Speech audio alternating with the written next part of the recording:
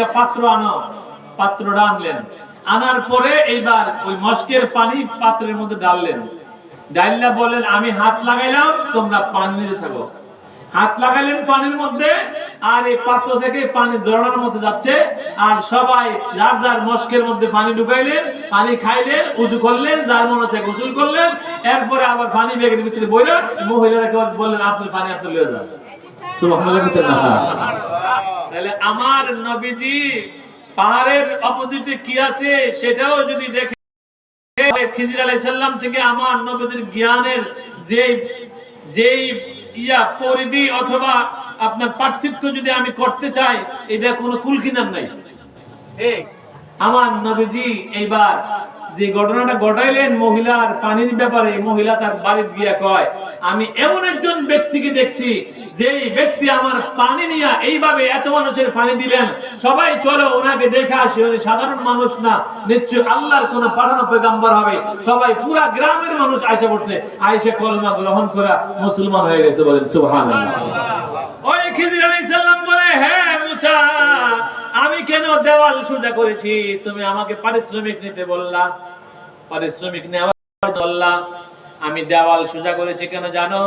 দেওয়ালের নিচে গুপ্তধন আছে, আর এই বাড়ির যারা মালিক তারা এতিম ফুলাফান, এতিম ছেলেরা, তাদের আম্মা আব্বা বড় নেককার মানুষ ছিল, তাদের আম্মা আব্বা মারা গেছে।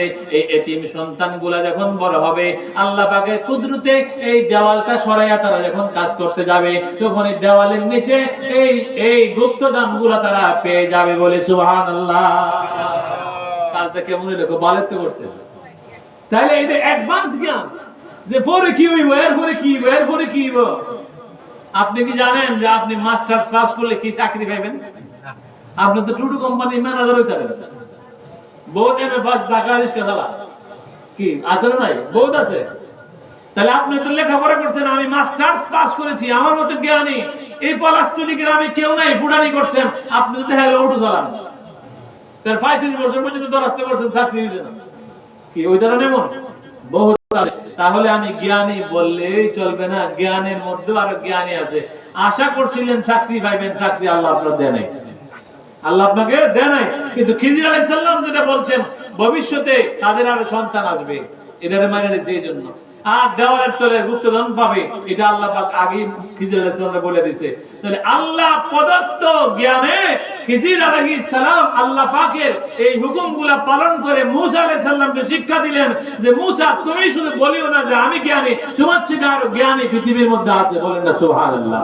সালাতুন ইয়া রাসূলুল্লাহ আলাইকুম, সালামুন ইয়া হাবিবাল্লাহ আলাইকুম। এক জমানা তেবা আউলিয়া বেহतर है आज 7 साल तो आते बेरिया। सलातुल या रसूलुल्लाह अलैकुम, सलामुन या হাবিবাল্লাহ আলাইকুম। তাহলে খিজির আলাইহিস সালাম উনাকে আল্লাহ পাক এমন পাওয়ার দিয়েছেন, উনি কিয়ামত পর্যন্ত পৃথিবীতে ঘুরবেন। কি করবেন? পৃথিবীতে ঘুরবেন। আমার জীবন কাহিনী আজকে বলবো, এত বছর বলি না, একটু বলবো, শুনবেন না? রাগ হয়ে যাবেন? আমি যখন 98 সালে অসুস্থ ছিলাম, তখন তো আমি বিবাহ করি নাই। 98 সালের কথা। 98 সালে আমি অসুস্থ, আমার একটা পা অচল হয়ে গেছে। আমি ক্রাসে বর করে হাঁটি, আর রাত্রে কান্দি, নামাজ পড়ি, তাসবিহ পড়ি, কোরআন তেলাওয়াত করি, হাদিসের কিতাব পড়ি। তখন আমি মাস্টার্স কামেলে পড়ি। তখন একদিন রাত্রে 3টার দিকে আমার ঘরটা ছিল কাটকুয়ারি ঘর। ওই সময় আমি যে জানালা বরাবর ঘুমাই, এই জানালা বরাবর 3টা বড় বড় ফু আওয়াজ পেয়েছি। যখন ফু গুলা দেয় তখন আমার সারা শরীর যেন কি করে। 3টা ফু দিলেন, আমি ভয় পেয়ে গেলাম, ঘুম থেকে গেছে। ভয় পায় আমার এই ঘরের মধ্যে আমার বড় ভাই ইলা হাফেজ মাওলানা, আরেক ভাই সেও টাইটেল পাস, আর একটা বন্ধু এখানে আমার ঘরে, আমার পাহারা দেয় 3 জনে। আমি অসুস্থ, কি লাগবে না লাগবে। আমি ঘুম থেকে উঠা বললাম কে যেন আমার এই জানালা দিয়ে ডিস্টার্ব করছে, ফুয়াইছে, আমার ঘুমটা নষ্ট করে দিলে। আমি অসুস্থ মানুষ, আমার লগে দুষ্টামি। এই 3 জনে ঘর থেকে বের হয়ে 3 দিকে রাস্তা, 3 দিকে গেলেন, গিয়া খোঁজ করলেন, কাউকে পাইলেন না। না পাওয়ার পর সন্দেহ যারা কি করলেন, সকালে তাদেরকে জিজ্ঞাসা করলেন, কেডা কইছে? আমরা তো জানি না, আমরা ওনার সাথে কি দুষ্টামি করবো? অসুস্থ উনি, জানি তো আমরা।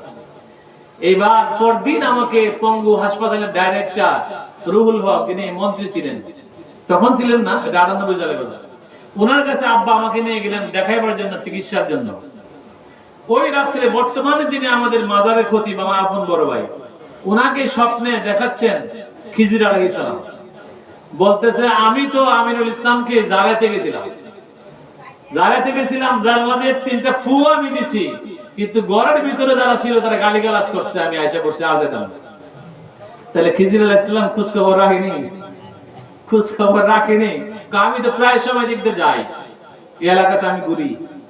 তাহলে খিজির আলাইহিস সালাম অনেকের কি করে চিকিৎসা করে, যারা এরকম আধ্যাত্মিক লাইন আছে তারা হয়তো টের পা, যাদের লাইন নাই তারা হয়তো জানে না খিজির আলাইহিস সালাম এখন এখানে থাকতে পারে, তাদের পাওয়ার বেশি না, তারা ফেরেশতারা তো মুহূর্তের মধ্যে যাবে সপ্তম আসমানে, ঠিক না?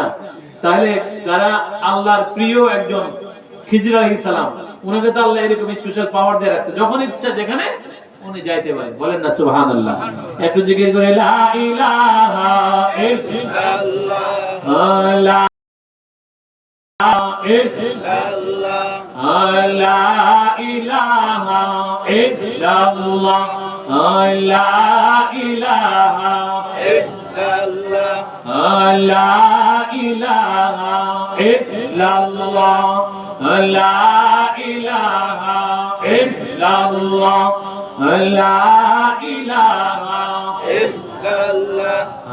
লা ইলাহা ইল্লাল্লাহ, লা ইলাহা ইল্লাল্লাহ, মুহাম্মাদুর রাসূলুল্লাহ সাল্লাল্লাহু আলাইহি ওয়াসাল্লাম।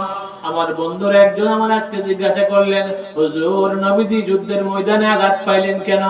নবীজির মাথা মোবারকের মধ্যে লোহার হ্যামলেট ব্যঙ্গে করা, লোহার করা মাথা মোবারকে ঢুকলো, দাঁত মোবারক ভাঙলো কেন? আল্লাহ তো ইচ্ছা করলে এটা না করলেও পারতেন। সাবধান, উল্টা পাল্টা কথা বলবো না, ঈমান খান যাবো। আমার রাসূলের বিষয়ে কথা বলবো। আল্লাহ রাসূলকে উহুদের ময়দানে আল্লাহ পাক কষ্ট দিয়েছে, সবাই ইতিহাস জানি আমরা। আল্লাহ রাসূল উহুদের ময়দানে যুদ্ধের পরিচালনার মধ্যে আল্লাহ রাসূলকে যখন আঘাত করলেন, আল্লাহ রাসূল যুদ্ধের ময়দানে উহুদের মাঠে উনি পড়ে গেলেন একটা গর্তের মধ্যে, যে গর্ত আমি নিজে দেখে আসছি কয়েকবার। উহুদের মাঠে আপনার একটা সাইডের মধ্যে এরকম একটা ফাঁক আছে, এই ফাঁকের মধ্যে আল্লাহ রাসূল পড়ে গেলেন, আর ওইখানে অটোমেটিক চেয়ার হয়ে গেল, পাথরের চেয়ার, আর পাথরের চেয়ার পুরা একবার স্লিপিং হয়ে গেল, আর পুরাটা পাথর নরম হয়ে গেল। আল্লাহ পাক পাথরকে বললেন, পাথর আমার বন্ধু এখানে বসবে, যেন একটুও কষ্ট না পা, যেহেতু আমার বন্ধুর শরীরে আঘাত আছে, এই জন্য পাথরটা তুলার মতো নরম হয়ে গেল। বলে সুবহানাল্লাহ। এলান হয়ে গেল মুহাম্মদ নাই, মুহাম্মদকে হত্যা করা হয়েছে, শহীদ করে দেওয়া হয়েছে। সমস্ত মুসলমানরা উহুদের ময়দানে চিন্তা করলো কার জন্য আর জীবন রাখবো। চিন্তা করেন, এখানে একটা ঘটনা আছে। ঘটনাটা হলো রুম্মান পাহাড়ের এই জায়গাটার মধ্যে যে ফাঁকটা আছে, উহুদ পাহাড় থেকে রুম্মান পাহাড়ের ফাঁকটা, এখানে 70 জন সাহাবীকে নবীজি বলছেন যে তোমরা দায়িত্ব হলো এখানে পাহারা দিবা, এদিক দিয়ে যেন কাফেররা না আসতে পারে। তো যুদ্ধের প্রথমবারে মুসলমানরা জয় হয়ে গেল। মুসলমানরা যখন যুদ্ধের প্রথমে জয় হয়ে গেল, তখন সবাই জয় ধ্বনি যখন দিল, তখন ওই 70 জন যে রাস্তার মধ্যে পাহারাদার ছিল যে গিরিপথে, তারা তখন এটা ছেড়ে দিচ্ছে। ছেড়ে দিয়া তারা যুদ্ধের মাঠ হয়ে পড়ছে। মাঠ হইয়া গনিমতের মাল টুকাই ফেললে। গনিমতের মাল যখন টুকাইতে হয়েছে, এই ফাঁকে কাফেররা আবার পিছন দিক দেয়া রাস্তা খালি পাইয়া এই ফাঁক দিয়ে সব ঢুকে গেছে। সব ঢুকে তখন মুসলমানদেরকে মারল। নাইলে উহুদের ময়দানে যুদ্ধ জয় হয়ে গেল। এইবার যখন কি করলেন, সমস্ত কাফেররা এসে আঘাত করতে শুরু করলো, তখন নবীজিকে মাথা মোবারকের মধ্যে আঘাত করলেন, দাঁত মোবারকের মধ্যে আঘাত করলেন। আপনার হয়তো যুদ্ধ প্রথম জয় হয়ে গেছিল। তাহলে কি বোঝা গেল? আল্লাহ রাসূলের নির্দেশ অমান্য করলে শাস্তি আছে, আছে না নাই? 70 জনের দায়িত্ব হলে তোমরা এই পথ ছাড়বে না, তোমরা পাহারা দিবে। তারা গনিমতের মালে লুট করেছিল, যার কারণে তারা পথ ছেড়ে দিয়েছিল। কাফেররা এসে মুসলমানদেরকে আক্রমণ করে আমার রাসূল পাকের মাথা মোবারক পর্যন্ত আঘাত হয়ে গেল, দন্ত মোবারক পর্যন্ত পড়ে গেল। মালিক বিন সিনান রাদিয়াল্লাহু তাআলা নবীজির রক্ত মোবারক পড়তেছে দেখে উনি জিহ্বা দিয়ে ঠোঁট দিয়ে চুষে চুষে রক্তগুলা খেয়ে ফেললেন। বলেন না সুবহানাল্লাহ। মানুষের রক্ত। এবার মালিক বিন সিনানের ব্যাপারে আল্লাহ রাসূল বলেন, তোমরা কি জান্নাতি কাউকে দেখতে চাও? যদি দেখতে চাও মালিক বিন সিনানকে দেখো, সে জান্নাতি। কি খায়া? রক্ত মোবারক খায়া। হযরতে জাবের রাদিয়াল্লাহু তাআলা আনহুকে নবীজি বললেন, জাবের, আমার হাঁটুর মধ্যে সিংহা লাগাইছে। সিংহা লাগান জায়েজ আছে? সিংহা যদি সঠিক হয় তো সিংহা লাগান জায়েজ আছে, হাদিসে আছে এগুলো। সিংহা লাগানো রক্তগুলা একটা পাত্রের মধ্যে দিলেন, দিয়া বললেন এগুলা এমন জায়গায় রাখবা কেউ যেন না দেখে, মাটির নিচে রাখবা। জাবের রাদিয়াল্লাহু তাআলা বলেন কি, এই সিংহা মুবারক দ্বারা যে রক্ত বের হইছে, এই রক্ত মুবারক নিয়া যা, যেদিকে যায় এদিকে সাহাবারা লগে লগে যা। মানে কি করে দেখো লাগে? তো নবীজি কি কইছে, কেউ যেন না দেখে, কেউ যেন না দেখে এমন জায়গার মধ্যে মাটির নিচে রাখবা। যেদিকে যায় এদিকে সাহাবারা বেশি বেশি করে দেখি কি করে। কত দাঁড়া, আমি ঘর থেকে আইতাছি। উনি দাঁড়া করে রেখে ঘরের ভিতরে গিয়ে হাইলেছে, রক্ত মোবারক খাইলেছে। রক্ত মোবারক খায়া নবীজির কাছে আইছে, তো যাবে রক্ত কি করছো? ইয়া রাসূলুল্লাহ, এমন জায়গাতে রাখছে কেউ দেখতো না। সুবহানাল্লাহ।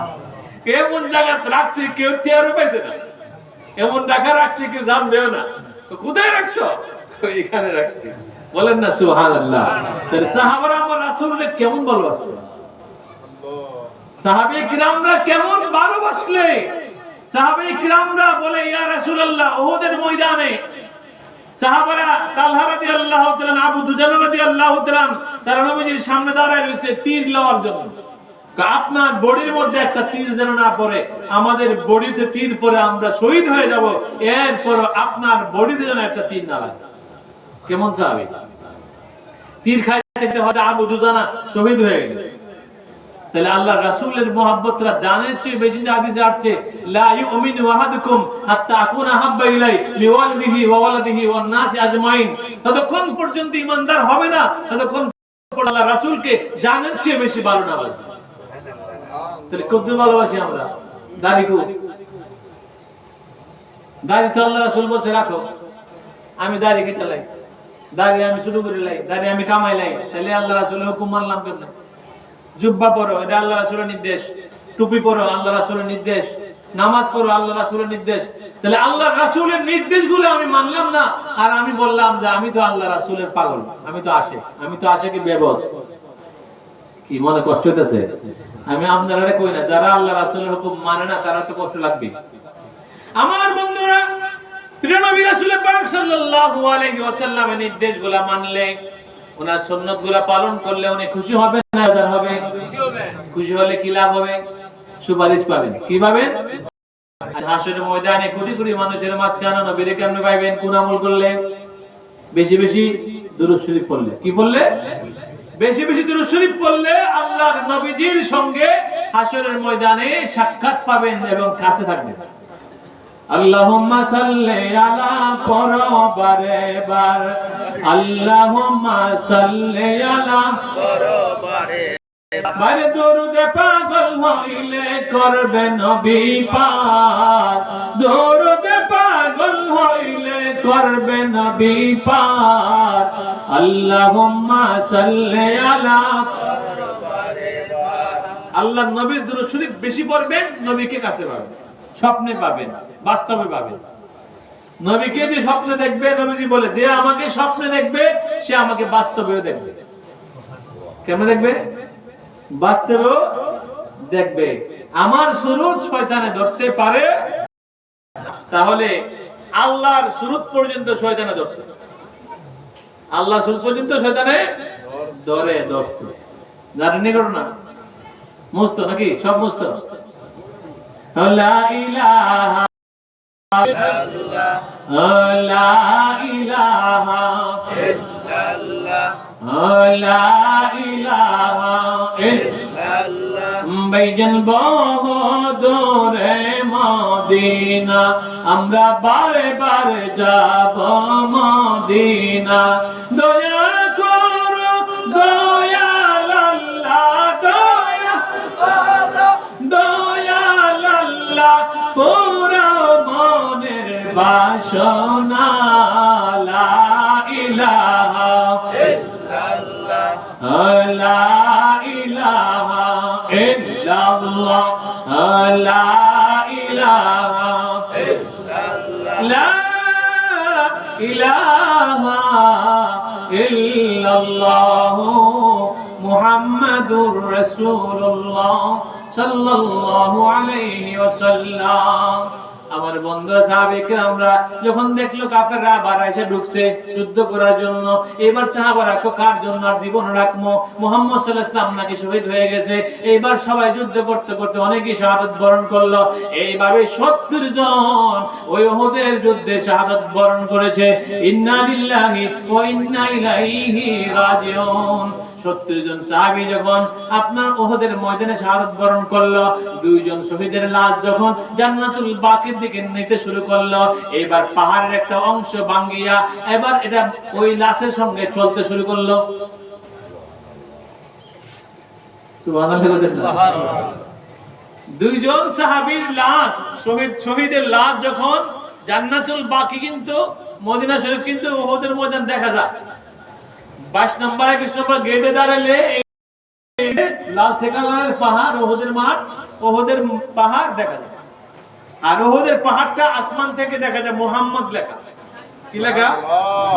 মুহাম্মদ লেখা। এরকম ও পাহাড়টা এরকম, পাহাড়টা লাল কালার, অন্য পাহাড়ের মতো না, এটা জান্নাতি হবে। জান্নাতে উহুদের পাহাড় থাকবে। সকলে বলে সুবহানাল্লাহ। এইবার 2 জন শহীদকে নিয়ে যখন জান্নাতুল বাকির দিকে রওনা হয়েছে কবর দেওয়ার জন্য, তখন উহুদের একটা কোণার অংশ ভেঙে ওই 2 জন লাশের সঙ্গে রওনা দিলেন। এবার আল্লাহ পাক সুবহানাহু ওয়া তাআলা দেখতেছেন যে পুরা উহুদের পাহাড়টাই চলে যাবে। উহুদের পাওয়ার শব্দ করে আওয়াজ করে আমার নবীকে বলতেছে, ইয়া রাসূলুল্লাহ, যদি সাহাবায়ে কিরামদেরকে এই উহুদের ময়দান থেকে জান্নাতুল বাকির দিকে নিয়ে যাওয়া হয়, তাহলে গোটা উহুদ পাহাড়টা জান্নাতুল বাকি চলে যাবে। বলেন না সুবহানাল্লাহ। তাহলে পাহাড় সাহাবায়ে কিরামদেরকে কি করছেন?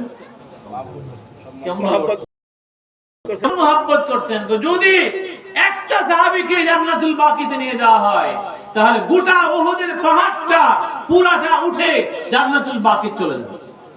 তাহলে পাহাড় সাহাবায়ে কিরামদেরকে যুদ্ধের সময় কদ্দুর মুহাব্বত করছে, কদ্দুর ভালোবাসছে। তাহলে উহুদের ময়দানে এখনো চতুর্দিকে ঘেরাও করে সাহাবায়ে কিরাম 70 জনের কবর, এখনো মাজার এখনো আছে না নাই? এখনো আছে। এখন গ্লাস দেয়াইছে, আগে গ্লাসটা আছিল না।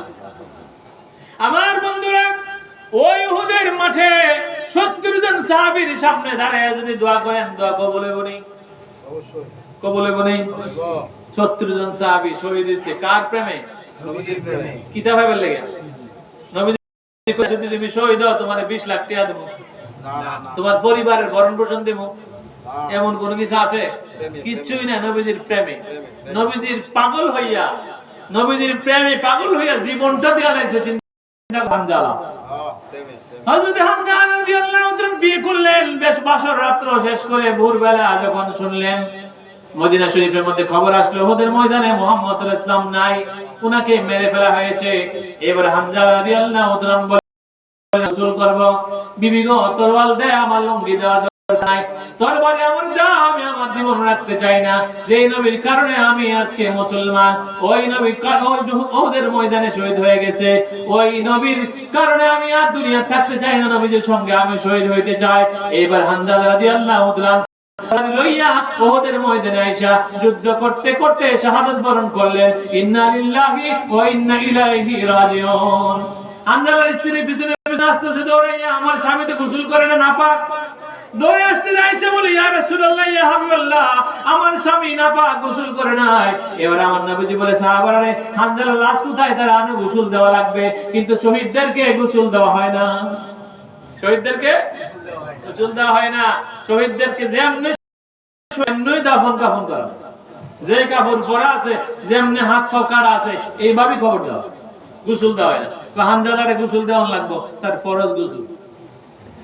এইবার কয়েকজন সাহাবী ওহুদের ময়দানে যখন হানজালার লাশ খুঁজতেছে, তাকে দেখে আসমান থেকে হানজালার লাশ কে যেন নামাইতেছে, বলেন না সুবহানাল্লাহ।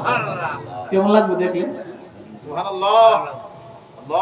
একটা বিমান যদি এখন এই আপনাদের এলাকার মধ্যে আইসে আস্তে করে কোনো কারণে এটা নষ্ট হয়ে জায়গা, আর আস্তে করে আপনার মাঠটার মধ্যে পড়ে সবাই দৌড়ে পুরো গ্রাম মানুষ ভাঙে পড়বে, বিমান দেখতে হয়।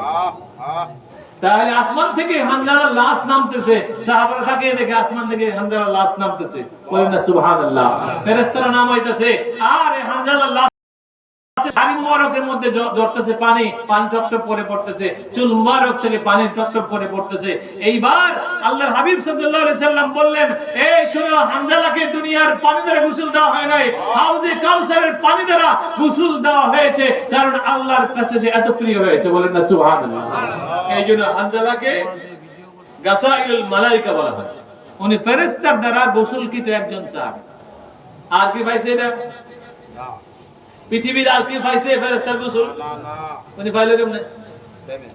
উনি তো ইচ্ছা করলে কইতাত নতুন বিয়া করছি মাত্র, কি যুদ্ধ মধ্যে আশিক হইয়া প্রেমে, যুদ্ধ আবার কি দেখলাম না, যুদ্ধ নতুন বিয়া করছি মাত্র। বড় চিন্তা করছে? কোনো কিছু চিন্তা করে নাই, ডাইরেক্ট নবীজির পাগল হইয়া জীবন দান করে ফেলেছে, সকলে বলে সুবহানাল্লাহ। ওই উহুদের ময়দানে আমার নবীজির চাচা হযরতে আমির হামজা রাদিয়াল্লাহু তাআলাকে শাহাদাত বরণ করে দেওয়া হয়েছে। উনাকে শহীদ করার পরে ওনাকে শহীদ করেছেন হযরতে ওয়াসি। সাহাবীর নাম কি? ও কাফেরের নাম কি? ওয়াসি। ওই ওয়াসি পরবর্তীতে সাহাবী হয়েছে। এই ওয়াসি রাদিয়াল্লাহু তাআলা আমির হামজা রাদিয়াল্লাহু তাআলাকে যখন শাহাদাত বরণ করাইলেন, তখন হেন্দা আবু সুফিয়ানের স্ত্রী, এজিদের দাদি, এজিদের কি দাদি, এজিদের দাদি আবু সুফিয়ানের স্ত্রী মুয়াবিয়ার মা কি করলেন? ওই আমির হামজার বুক কেটে কলজা বের করে কলজা চিবায়ে চিবায়ে খাইছেন। কি কারণে? বদরের যুদ্ধের মধ্যে তাদের আত্মীয় স্বজন শহীদ হয়েছিল। বদরের যুদ্ধ হয়েছিল মদিনার 70 কিলোমিটার পশ্চিমে বদরের প্রান্তর, অনেকে গেছে সেখানে। বদরের প্রান্তর, সেখানে ফেরেশতা 5000 সূরা আল ইমরানের মধ্যে আছে, 5000 ফেরেশতা আসমান থেকে নামছে জাবাইলে মালাইকার মধ্যে, সেখানে নেমে ফেরেশতারা বদরের যুদ্ধ সাহায্য করছে। কেমন সাহায্য? বদরের যুদ্ধ কাফের হলো 1000 আর মুসলমান হলো 313 জন। 1000 মানুষের সবার অস্ত্র সব আছে, মুসলমানের অস্ত্র তেমন। ফেরেশতারা আয়েশা, ফেরেশতারা গলা কেটে দেয়, হাত কেটে দেয়, পা কেটে দেয়, আর মুসলমান মুজাহিদকে ধরলে আসতে বলে দেয়। সুবহানাল্লাহ না? ওই মুসলমানরা তখন ওই কুরাইশ বংশের লোকদেরকে ওই বদরের প্রান্তরে হত্যা করেছিলেন বিদায় ওই উহুদের যুদ্ধ আবার হয়েছে প্রতিশোধ নেওয়ার জন্য। তো উহুদের যুদ্ধের মধ্যে প্রতিশোধ নিতে পারে না, এই জন্য আবার খন্দকের যুদ্ধ রাখছে। বদর গেল, উহুদ গেল, এখন খন্দকের যুদ্ধ, খন্দকের যুদ্ধ হবে। কারণ তারা কোন উহুদের যুদ্ধের মধ্যে কোন লাভবান হতে পারে না, মুসলমানদেরকে যা যত ইচ্ছা ছিল তত করতে পারে না, 70 জন শহীদ করছে। এরপরে তারা কি করে নাই? তারা ক্ষান্ত হয় নাই। আবার যুদ্ধ, খন্দকের যুদ্ধের মধ্যে আবার তারা উপনীত হয়েছে, পরে খন্দকের যুদ্ধ হয়েছে।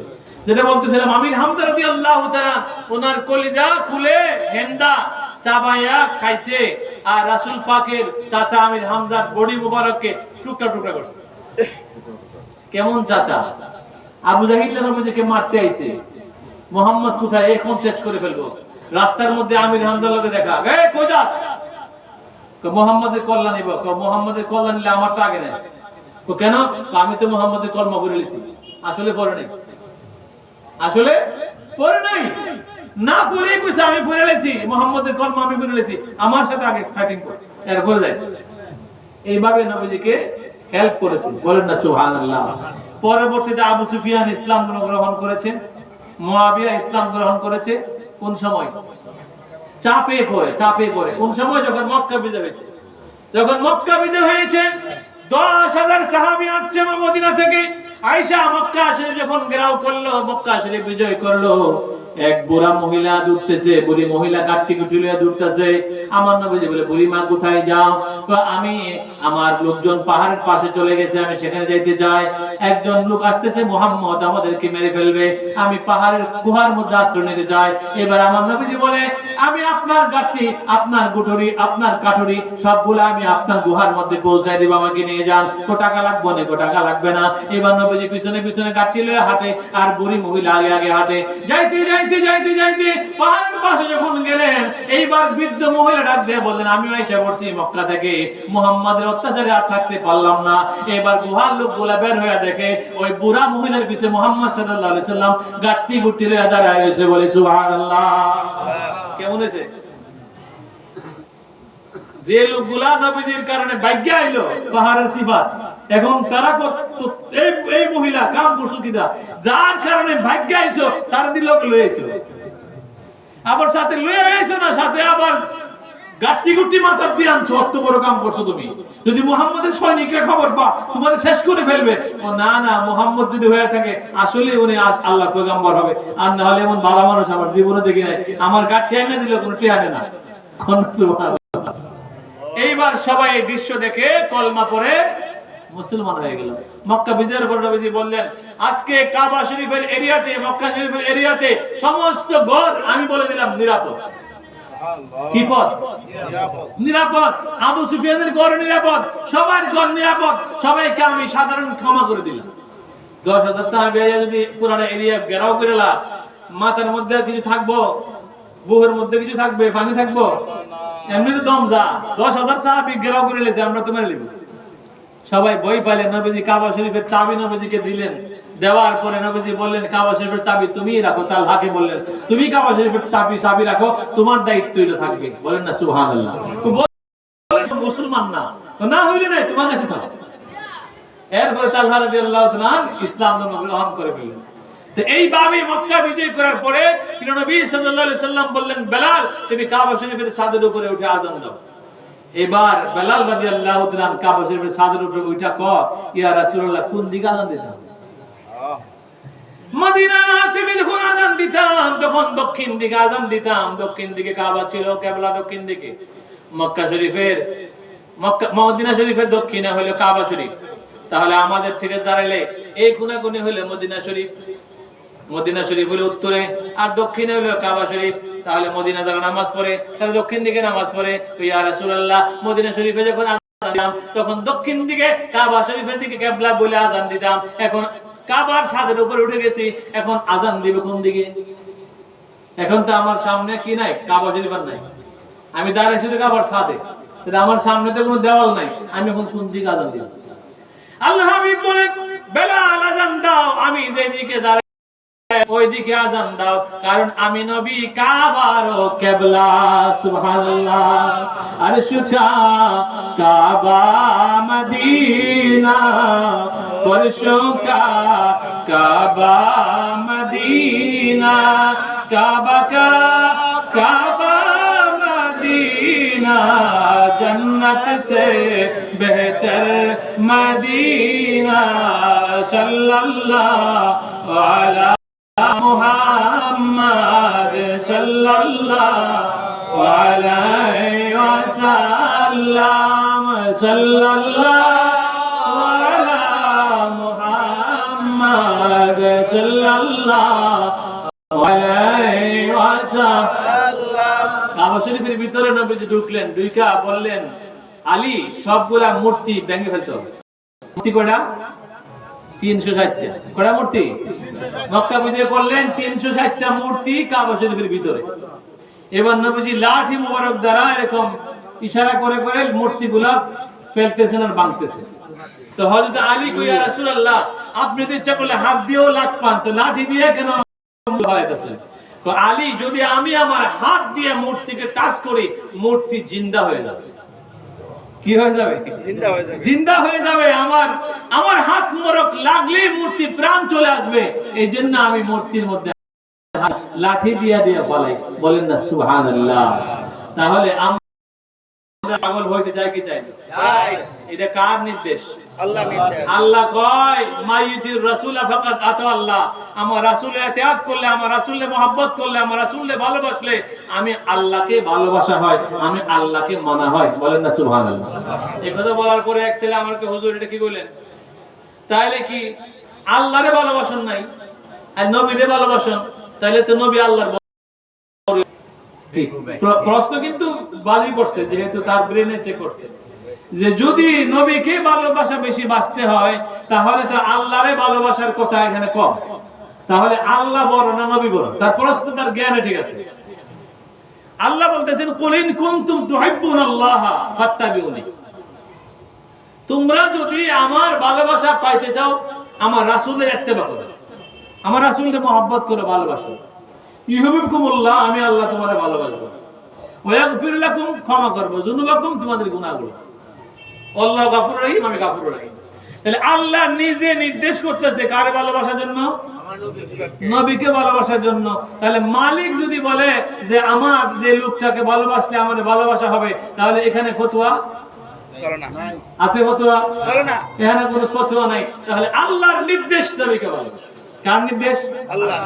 আল্লাহর নির্দেশ নবীকে ভালোবাসলে আমাকে ভালোবাসা হবে, নবীকে ভালোবাসলে আমাকে ভালোবাসা হবে। তাহলে ওই নবীর ভালোবাসার জন্য, ভালোবাসা প্রকাশের জন্য নবীর রওজা পাকে যাইতে রাজি আছেনি? আল্লাহ তৌফিক দিক, সকল বলে আমিন। বলে দাও রাসূলুল্লাহ দেখা দিবে মরণে, বলে দাও রাসূলুল্লাহ দেখা পাবো মরণে। লাখো সালাম তোমারি নূর চরণে, লাখো দরুদ সালাম তোমারি নূর চরণে।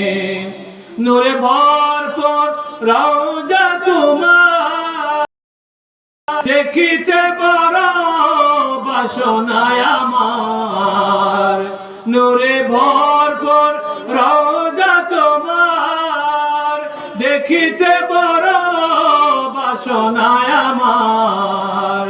আমি আবার কবে যাব জানি না, প্রশ্ন জাগে মনে। বলে দাও রাসূলুল্লাহ দেখা দিবে আমারে, লাখো দরুদ সালাম তোমারি নূর চরণে। তোমার প্রেমে খুদ সুবহান সিজিলেন তিনি তমাম জাহান। তোমার প্রেমে খুদ সুবহান সিজিলেন তিনি তমাম জাহান।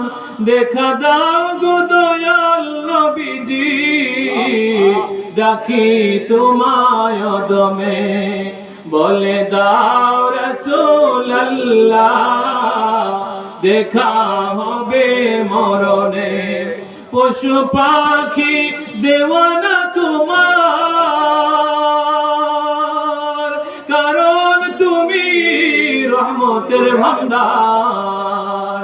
পশু পাখি দিওয়ানা তোমার, কারণ তুমি রহমতের ভান্ডার।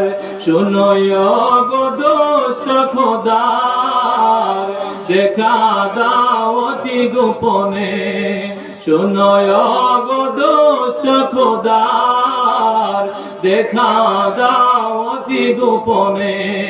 বলে দাও রাসূলুল্লাহ দেখা দিবে আমারে, লাখো দরুদ সালাম তোমারি নূর চরণে। যত ইবাদত করি, নামাজ পড়ি, রোজা রাখি, হজ করি, যাকাত দেই, তাসবিহ তাহলিল পড়ি, দান খয়রাত করি, যত কিছু করি না কেন আমার রাসূল ছাড়া উপায় নাই। ঠিক না বেঠিক? আমার রাসূলকে মানেন, অল্প আমল করলে লাভ। রাসূল না আর আপনি কপালে 3 দাগ ফালাবেন এবং রাসূলকে মানবেন না, আপনি 5 ওয়াক্ত জায়গায় তাহাজ্জুদ সহ পড়বেন, আপনি রোজাও রাখবেন সারা বছর, কোন কাজ হইব? কাম হবে না। 50 বার হজ করলে কাম হবে না, কাম হইব? রাসূলের মহব্বত অন্তরে রাখেন, অল্প আমল করেন, কাজ লাগবে। রাসূলের মহব্বত থাকবে না, কোটি কোটি আমল করলে কবুল হবে না। তাহলে আমরা আমল করব মহব্বত নিয়ে, নবীজির মহব্বত অন্তরে নিয়ে আমল করব। অল্প আমল করলেও লাভ হবে। এক সাহাবা বলে, ইয়া রাসূলুল্লাহ মাতা সাআ, কখন কিয়ামত হবে? নবীজি বললেন, কিয়ামতের জন্য কি জোগাড় করছো?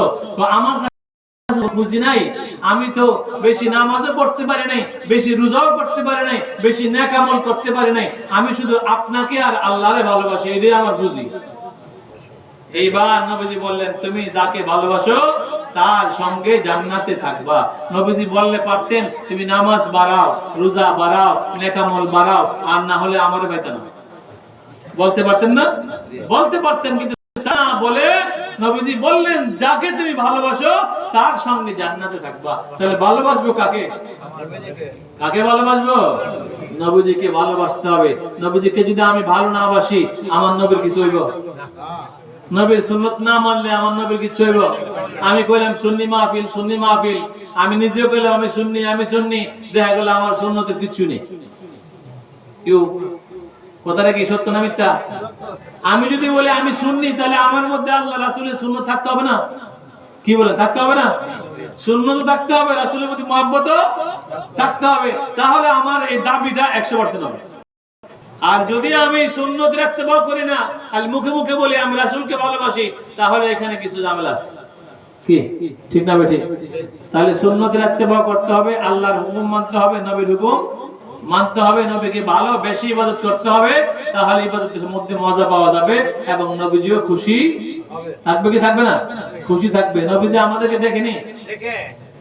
দেখে আমাদেরকে। নবীজি আমাদেরকে দেখে না, শুধু আমাদের আমলগুলা পর্যন্ত দেখে।